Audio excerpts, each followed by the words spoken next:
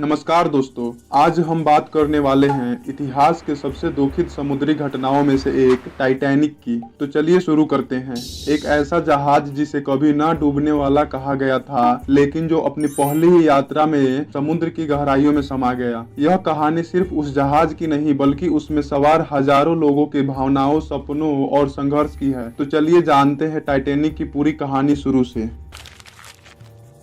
Titanic's steering system was made up of some key components. Titanic का निर्माण 1909 में Harland और वुल्फ शिपयार्ड, बेलफास्ट, आयरलैंड में शुरू हुआ। यह उस समय का सबसे बड़ा और सबसे शानदार और सबसे सुरक्षित माने जाने वाला जहाज था। इसकी लंबाई 11,882 फीट और ऊंचाई 175 फीट थी।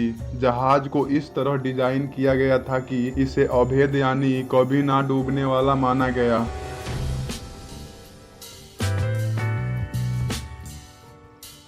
इसके अंदर की सुविधाएं किसी तैरते हुए महल से कम नहीं थी। प्रथम श्रेणी में स्विमिंग पूल, शानदार भोजन कक्ष और बेहतरीन कैबिन थे। दूसरे और तीसरे श्रेणी में यात्रियों के लिए भी उचित व्यवस्था थी।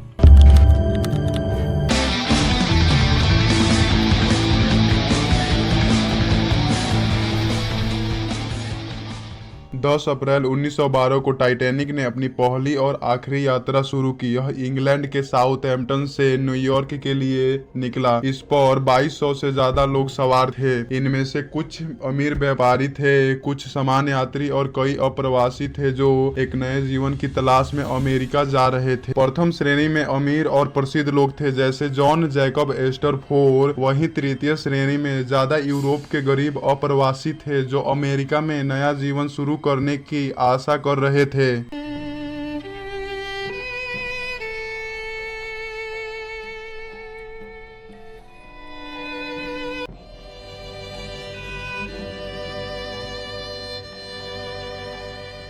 14 अप्रैल 1912 की रात जहाज तेज गति से अटलांटिक महासागर के ठंडे पानी में आगे बढ़ रहा था। अचानक रात के करीब 11:40 में जहाज एक विशाल आइसबर्ग से टकरा गया। टक्कर इतनी गंभीर थी कि टाइटैनिक के वाटर टाइट कंपार्टमेंट में पानी भरने लगा।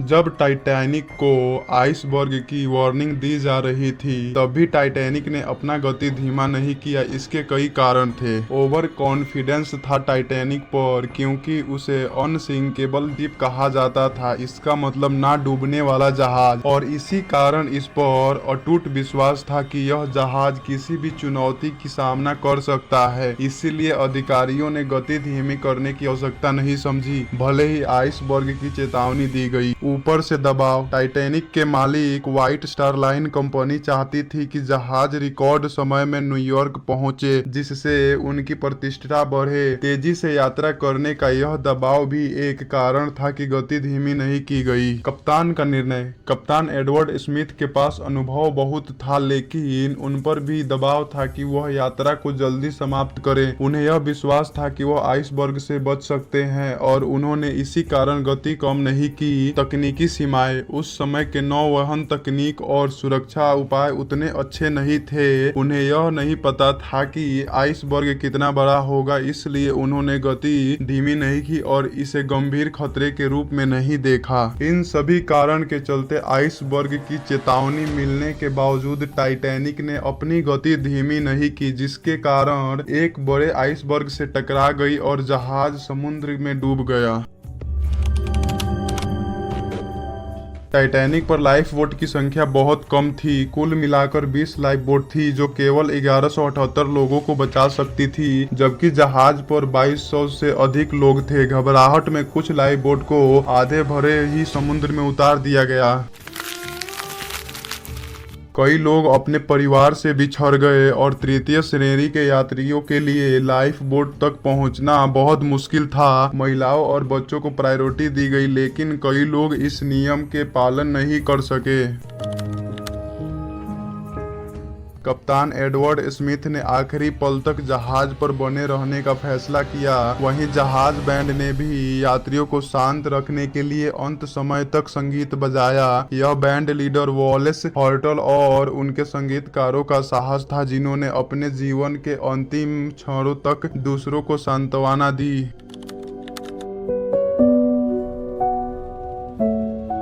15 अप्रैल 1912 की सुबह 2:20 में टाइटैनिक 2 टुकड़ों में टूटकर समुद्र की गहराइयों में समा गया। इस हादसे में करीब 1500 लोगों की जान चली गई, जिनमें से अधिकांश को ठंडे पानी और डूबने के कारण बचाया नहीं जा सका।